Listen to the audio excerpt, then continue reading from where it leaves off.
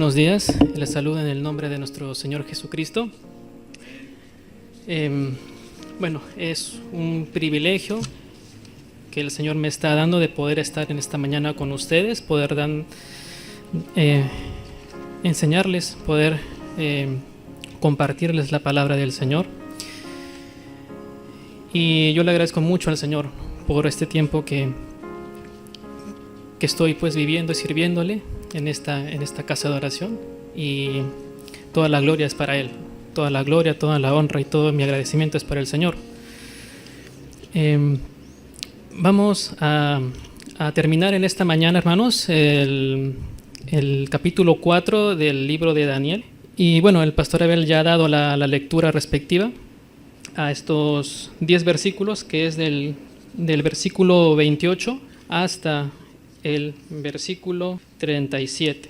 Bien, a manera de introducción, hermanos, vamos a recordar cómo Dios ha estado obrando en la vida de Daniel, en la vida de sus amigos, y también cómo es que se ha ido manifestando en la vida de Nabucodonosor, que era el rey de Babilonia en ese tiempo. Y en el capítulo 2 pues hemos visto cómo es que el rey pues tuvo un sueño que no podía ser interpretado por ningún sabio del reino, y la vida de Daniel y la vida de sus amigos pues corrían peligro. Y es así como es que Dios ayudó a Daniel, cómo ayudó a sus amigos. Y Dios le mostró el sueño que tuvo el rey a Daniel, le mostró el sueño, le mostró el significado que tenía, qué es lo que había soñado el rey. Y Dios obró allí para que el rey pudiese saber un poco más acerca del Dios de Daniel, acerca del Dios vivo y verdadero. Y es así como es que el rey Nabucodonosor empezó a conocer un poco más acerca de nuestro Dios, ¿no?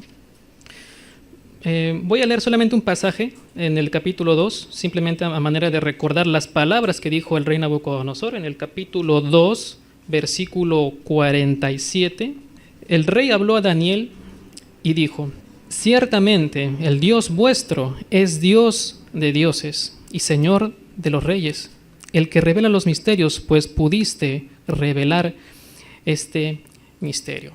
Para el pensamiento del rey, y recordemos que Nabucodonosor representa al mundo, representa al incrédulo. Y es como que dentro del pensamiento del rey, pues existían dioses. Entonces, de cierta manera, el rey Nabucodonosor está reconociendo que el Dios de Daniel está por encima del resto de dioses, ¿no? Pero él todavía tiene el conocimiento de que existen dioses, de que no hay un único Dios verdadero. Pero él bendijo a Dios, bendijo a este Dios, al Dios de Daniel. Y luego en el capítulo 3, pues hemos también visto cómo es que los amigos de Daniel estaban en peligro de muerte, dentro del horno de fuego. Y Dios hizo el milagro, obró con los amigos de Daniel. Y esta escena pues causó mucho impacto a todos los que estaban presentes allí. Porque imagínense ustedes cómo es que un ser humano puede no ser tocado por las brasas del fuego, cómo ni siquiera pudieron terminar quemados, ¿no? Para el pensamiento humano eso no tiene sentido. Pero vemos cómo es que Dios obra de manera sobrenatural, de manera gloriosa, en la vida de sus siervos, sus hijos. Y estos chicos, los amigos de Daniel, pues no querían servir a otro Dios, no querían arrodillarse ni adorar a otro Dios que no sea su Dios. Y si vamos al versículo 28 del capítulo 3, Daniel 3:28 nos dice: entonces Nabucodonosor dijo: bendito sea el Dios de ellos, de Sadrach, Mesach y Abednego, que envió su ángel y libró a sus siervos que confiaron en él, y que no cumplieron el edicto del rey y entregaron sus cuerpos antes que servir y adorar a otro Dios que su Dios. Entonces, reconoce el rey de que no había otro Dios quien pueda librar como el Dios de ellos. Entonces estamos viendo en estos capítulos previos cómo es que Dios se ha ido revelando, ha ido obrando milagrosamente, no solamente en sus hijos que estaban en Babilonia, sino también en la presencia del mismo rey. Y en el capítulo 4, que estamos ahora, el rey tuvo otro sueño, que tampoco pudo ser interpretado por los más grandes sabios del reino. Pero Daniel sí pudo hacerlo. Y nuevamente Daniel pudo ayudar al rey en la interpretación del sueño. Pero este sueño también causó un impacto en Daniel por lo que el rey le había contado. Y finalmente le dijo qué es lo que le iba a suceder, todas las cosas que le iban a suceder al rey, hasta que reconociese que es el cielo quien gobierna, que es Dios quien gobierna, que es Dios quien tiene la soberanía por encima de todos los reyes, de todos los reinos y de todo lo creado. Y ahora nos encontramos en estos pasajes, en los pasajes que nos corresponden en esta mañana. Daniel incluso le había exhortado al rey para que se arrepintiera de sus pecados. Le dijo: arrepiéntete de tus pecados. Prácticamente le evangelizó, le mostró la verdad. Y el rey ya tenía cierto conocimiento de todo lo que Dios se había manifestado en la vida del rey. Entonces, en base a esta introducción, pues vamos a ir al primer punto de nuestra prédica, ¿sí? La que está en el reverso de sus boletines. Y el título para esta mañana es Dios quebranta el orgullo humano para salvación. Ese va a ser el título para esta mañana. El punto 1 que vamos a ver en estos versículos del 28 al 30 dice: de la prosperidad al orgullo. Voy a dar lectura a estos versículos. Dice: todo esto vino sobre el rey Nabucodonosor. Al cabo de 12 meses, paseando en el palacio real de Babilonia, habló el rey y dijo: ¿no es esta la gran Babilonia que yo edifiqué para casa real con la fuerza de mi poder y para gloria de mi majestad? Tenemos aquí al rey, nos dice después de 12 meses del acontecimiento que había ocurrido con su sueño y con la interpretación de Daniel, cómo es que el rey estaba tranquilamente en su palacio, estaba paseando, dice. Y esto pues simplemente refleja que en la vida del rey pues no ocurría ningún problema serio, sino no estaría tan tranquilo. Hasta que de pronto, aquí nos dice de que el rey empezó a gloriarse de sí mismo, empezó a echarse flores, empezó a llenarse de orgullo, porque veía todas sus edificaciones y todos sus logros, todo lo que había construido con su poder, porque aquí nos menciona que es su poder. Todo lo que él había construido durante toda su vida, él lo veía reflejado con sus ojos, lo veía. Lo que él no sabía, o lo que él quizás no entendía, es que todas estas cosas realmente fueron dadas por Dios. Si nos vamos, por ejemplo, al libro del profeta Jeremías, en el capítulo 27, versículo 6, Jeremías 27, 6, dice: y ahora yo he puesto todas estas tierras en mano de Nabucodonosor, rey de Babilonia, mi siervo, y aún las bestias del campo le he dado para que les sirvan. Dios ya había decretado, ya había dispuesto entregar todas las tierras que estaban en ese momento en manos del rey Nabucodonosor. Es decir, que el rey tenía prosperidad, el rey tenía muchas cosas, muchas ganancias, muchos bienes, pero esto era gracias a Dios.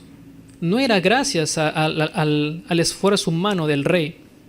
Como bien dice el Señor aquí en su palabra, Todas estas tierras se las dio a Nabucodonosor, su siervo. Eso quiere decir de que realmente Dios tenía un propósito al entregarle estas tierras al rey. Pero éste no reconocía que todo lo que tenía era por la mano de Dios, era entregado por Dios.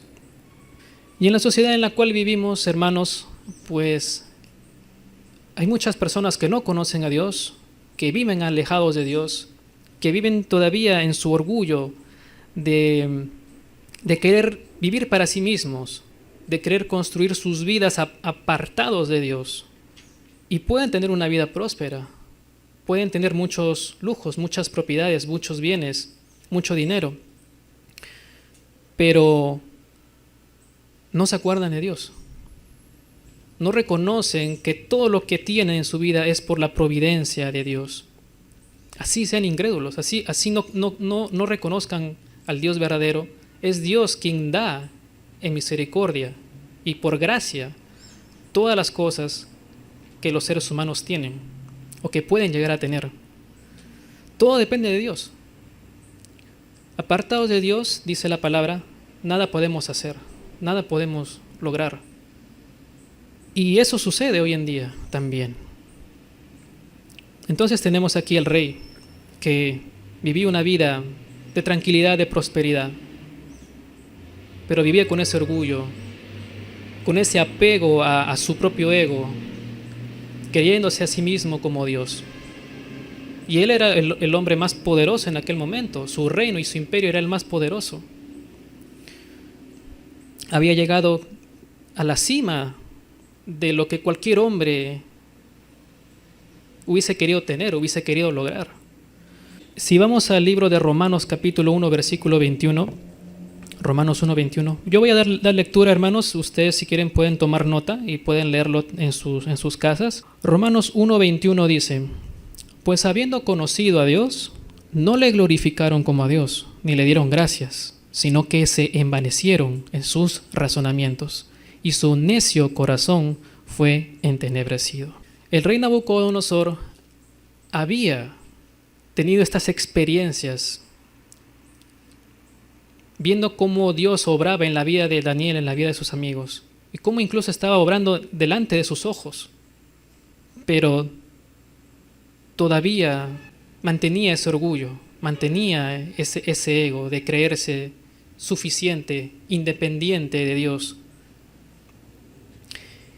Y vemos cómo es que de la prosperidad hacia el orgullo hay una ligera línea. Hay una línea que es muy fácil de poder quebrar y poder llegar hacia ese orgullo y encerrarse y entenebrecer su corazón, endurecer su corazón para no reconocer la soberanía de Dios, para no reconocer la gracia de Dios. Y es importante también, hermanos, poder saber qué es lo que dice Dios acerca del orgullo. ¿Qué es lo que dice? ¿Qué es lo que piensa el Señor acerca del orgullo? Si vamos, por ejemplo, al libro de Proverbios, capítulo 8, versículo 13, yo lo voy a leer en la nueva versión internacional, en la versión NBI. Dice así la palabra del Señor: Quien teme al Señor aborrece lo malo. Yo aborrezco el orgullo y la arrogancia, la mala conducta y el lenguaje perverso. En la Reina Valera dice: El temor de Jehová es aborrecer el mal, la soberbia y la arrogancia, el mal camino y la boca perversa aborrezco. Entonces, esto es lo que piensa Dios acerca del orgullo. Esta es su palabra. Eso quiere decir que el orgullo no puede estar delante de Dios. No podemos plantarnos delante del Señor con orgullo en nuestro corazón. Sea el orgullo de un incrédulo o el orgullo de un creyente, no puede estar eso delante del Señor. Él aborrece eso. Él detesta eso. Y lo que le iba a pasar al rey, producto del orgullo, es algo que él no se esperaba. En el libro de Proverbios capítulo 16, versículo 18, dice algo muy interesante. Proverbios 16, 18 dice: Antes del quebrantamiento es la soberbia, y antes de la caída la altivez de espíritu. La soberbia y la altivez de espíritu es el paso previo para el quebrantamiento, para la caída. Esto se iba a cumplir con este rey incrédulo, con este rey pagano. Producto de su arrogancia, de su orgullo, de su corazón apartado de Dios. Con estos versículos, hermanos, vamos a pasar al segundo punto de nuestra prédica. El segundo punto de nuestra prédica dice: Dios quebranta a los orgullosos, del versículo 31 al versículo 33. Versículo 31 dice: Aún estaba la palabra en la boca del rey, cuando vino una voz del cielo: A ti se te dice, rey Nabucodonosor, el reino ha sido quitado de ti. Cuando el rey estaba hablando de las palabras llenas de orgullo, de presumir, dice que escuchó la voz del cielo y el Señor le dijo, el Señor le dijo: el reino ha sido quitado de ti. Todo el sueño que él había tenido, la interpretación que Daniel había hecho, se cumpliría en este momento. Después que él mostró ese orgullo. Y lo que vendría después sería algo terrible para su vida.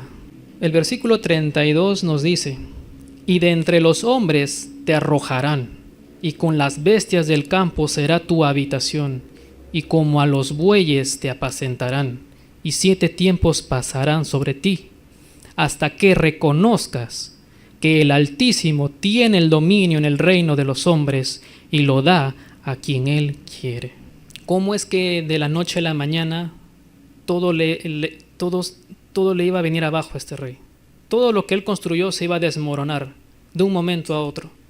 Fue así de repente, así de golpe, todo esto. Y no solamente iba a terminar mal, o sea, iba a terminar de una manera humillante, arrojado al campo como una bestia, como un animal, fuera de la sociedad, fuera de la convivencia con los seres humanos. Iba a ser degradado de tal manera que no se había visto antes una humillación tan severa, una humillación tan grande, y que iba a ser apacentado como a los bueyes, dice aquí la palabra del Señor. O sea, iba a ser tratado como una bestia más. Lo que le sucedía al rey en ese momento era un problema mental, un trastorno mental, que se conoce como zoantropía. La zoantropía es una enfermedad mental que lleva a la persona a creerse un animal, a comportarse como un animal. En los siguientes versículos vamos a ver, en el versículo 33, nos dice: en la misma hora se cumplió la palabra sobre Nabucodonosor, y fue echado de entre los hombres, y comía hierba como los bueyes, y su cuerpo se mojaba con el rocío del cielo, hasta que su pelo creció como plumas de águila, y sus uñas como las de las aves. Su comportamiento, su imagen iba a ser deteriorada de tal manera que iba a terminar como un monstruo, como una bestia más. Fue tan denigrante todo esto para él que, imaginémonos, ¿no?, como alguien que vivía en un palacio, que era el más poderoso, iba a terminar como el peor, como la peor cosa, iba a terminar en una miseria absoluta. Pero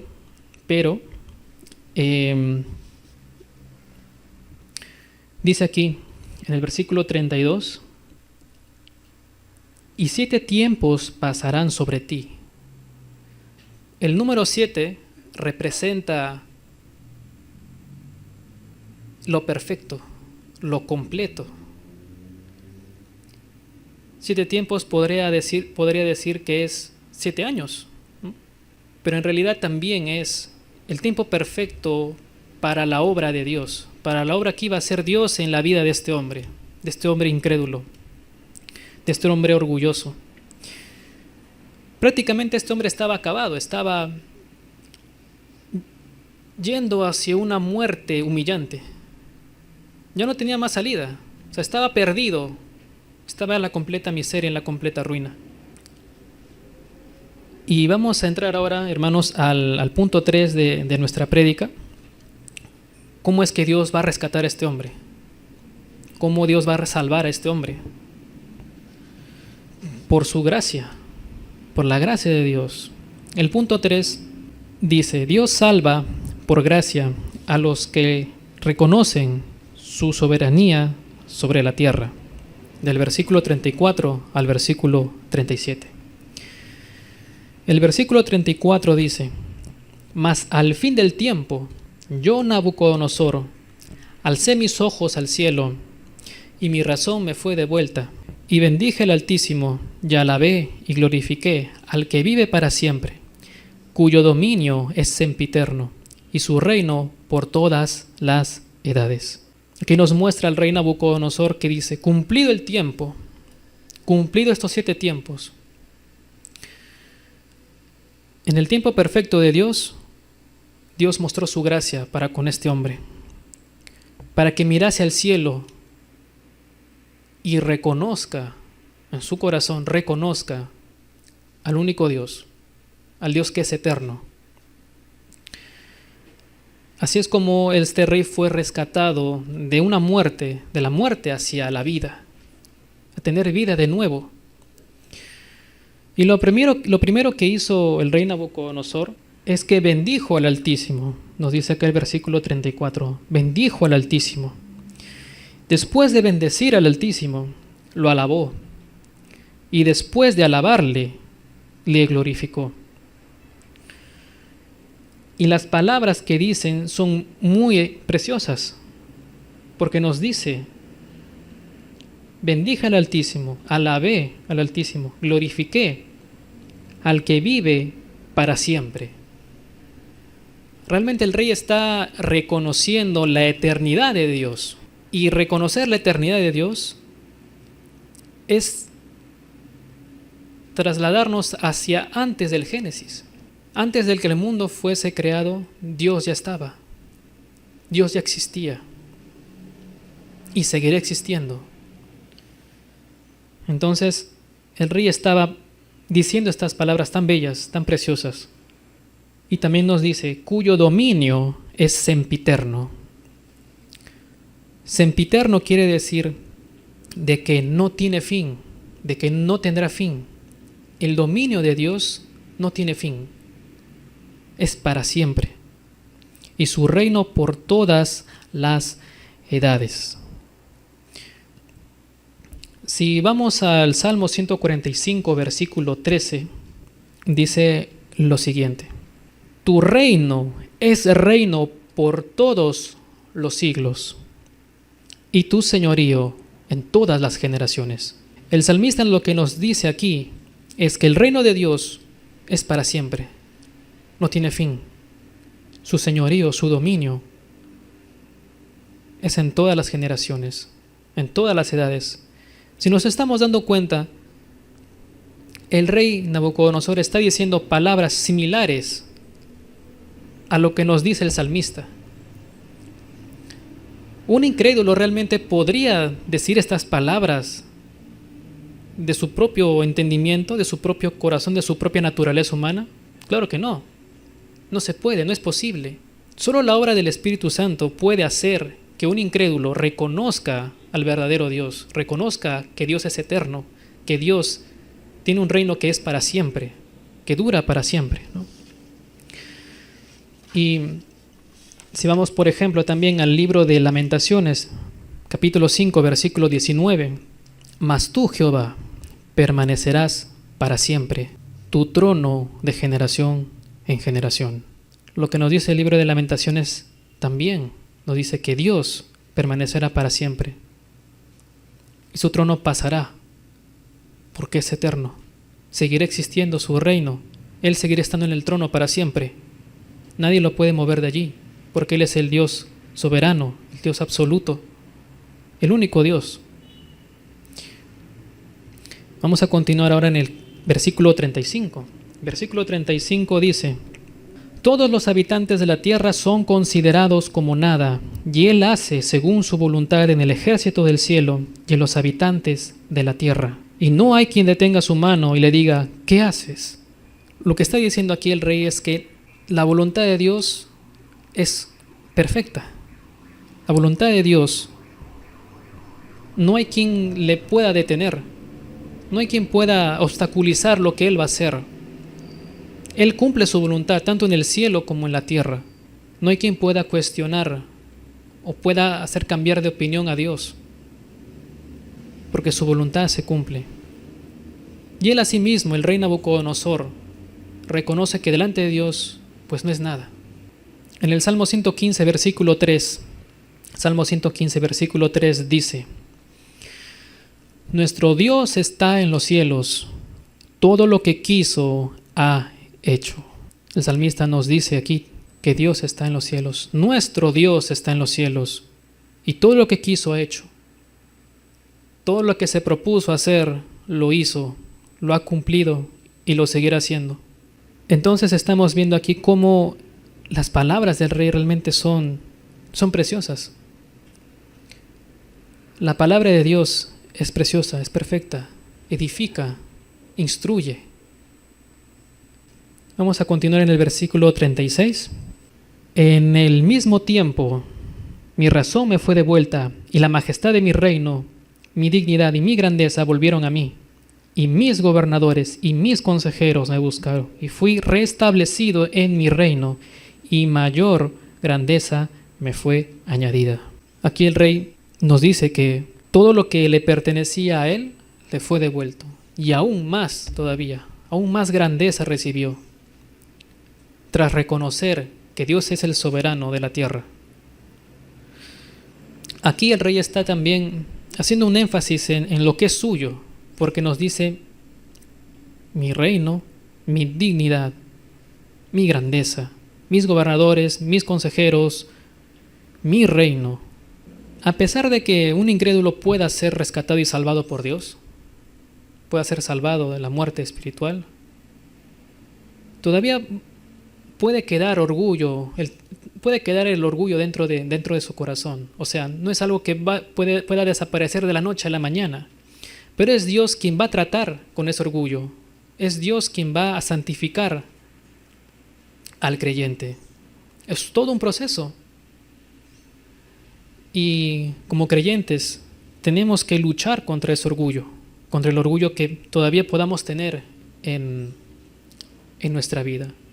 Y no solamente puede ser orgullo por nuestra posición económica o por los bienes materiales que podamos tener, o jactarnos delante de otros porque tenemos más. El orgullo siempre va a mostrar un problema que tenemos, un problema espiritual. Pero es Dios quien, al rescatarnos, va a trabajar en nosotros, va a llevarnos a luchar cada vez más con ese orgullo y hacernos más imagen del Señor Jesucristo. Entonces tenemos aquí cómo es que el rey ha reconocido a Dios como el soberano de toda la tierra, cómo es que Dios ha rescatado. Y en el versículo 37, ya para finalizar este capítulo, dice: ahora yo, Nabucodonosor, alabo, engrandezco y glorifico al Rey del cielo, porque todas sus obras son verdaderas y sus caminos justos, y él puede humillar a los que andan con soberbia. Nabucodonosor reconoce que todo esto que ha experimentado, esta caída, este quebrantamiento que Dios ha hecho en su vida, cómo Dios hizo pedazos ese orgullo y cómo Dios rescató a este hombre que estaba hecho pedazos, que estaba en un lugar junto a los animales. Cómo reconoce que todo esto fue castigo por ese orgullo. Y también dice que Dios puede hacer lo mismo con los que andan con soberbia, con orgullo. Quizás no de la misma manera, pero Dios va a tratar con aquel que tiene orgullo y que se jacta de lo que tiene o de lo que es. Dios va a tratar directamente con aquel que vive con ese orgullo. Dios tiene sus formas, Dios tiene sus modos de obrar. Entonces estamos viendo aquí, hermanos, que Dios está obrando y estamos teniendo una evidencia clara del trabajo y de la obra que está haciendo Dios, de lo que ha hecho Dios hasta ahora en la vida de este rey. Y Dios permitió también que las palabras que ha dicho el rey hayan quedado registradas en la Biblia. Porque aquí vemos al rey hablando cuando dice: yo, Nabucodonosor, reconocido al soberano, al que vive para siempre.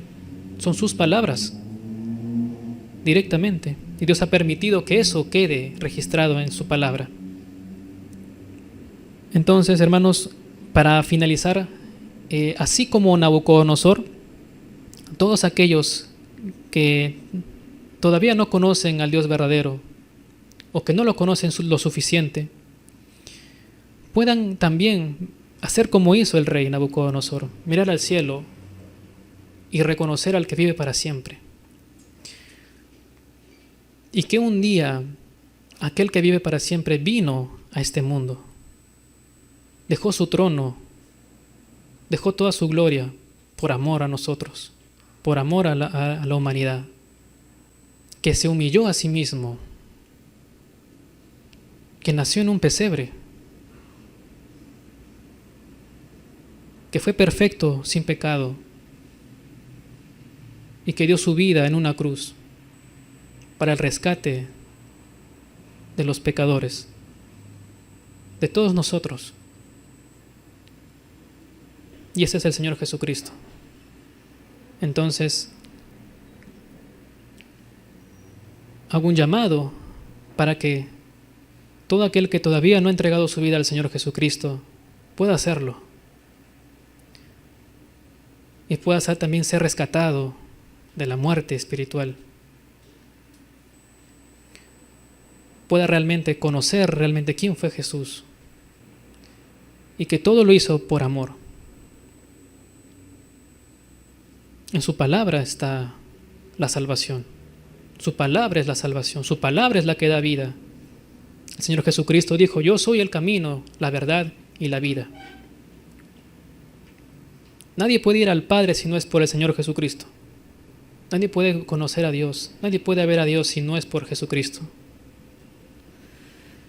Y hermanos, también nosotros tenemos que recordar también lo que Él ha hecho por nosotros. Y también luchar con nuestro orgullo. Luchar contra nuestro pecado. Luchar contra el pecado. Y solo Dios nos puede ayudar y nos puede guiar a poder ser más imagen de Cristo. Seamos el barro en las manos del alfarero. Dios es nuestro alfarero y Él nos molda según como Él quiere hacernos. Y Él nos va a hacer más imagen como Cristo. Finalmente, pues hemos visto cómo es que el rey reconoció la soberanía de Dios. Cómo es que por encima de Él había alguien que es mucho más poderoso que Él y que es eterno. Que el ser humano no puede ser eterno por sí mismo, sino realmente es conociendo a Cristo. Y así, de esta manera, hermanos, llegamos a la finalización del capítulo 4. Y espero que esto realmente nos haya edificado, nos haya ayudado a poder comprender, a poder reflexionar sobre cómo es que Dios obra, cómo es que Dios hace maravillas en los que no conocen, en los que no le conocen todavía. Y cómo puede seguir obrando en nuestras vidas y cómo va a seguir obrando en nuestras vidas. Esto es lo que quería decirles, hermanos, en esta mañana. Que el Señor bendiga su palabra.